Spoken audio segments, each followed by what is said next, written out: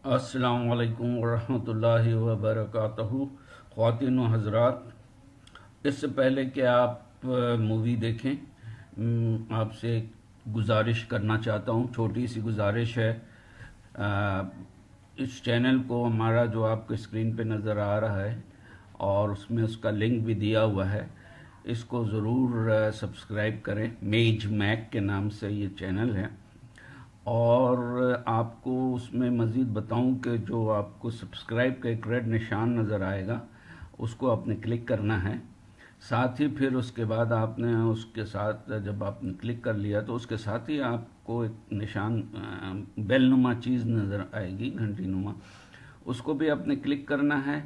और उसके बाद उसमें जाके ऑल को सिलेक्ट करना, ताकि आपको तमाम वीडियोस बर वक्त मिलती रहें। जज़ाकल्लाह खैरन, ज़रूर कीजिएगा। अल्लाह हाफ़िज़। अब इस वीडियो के बारे में थोड़ी सी मैं आपको बता दूं। ये 40th PMA की एक छोटी सी गैदरिंग थी। इत्तेफाक से ये सारे लोग वहीं इंग्लैंड आए हुए थे।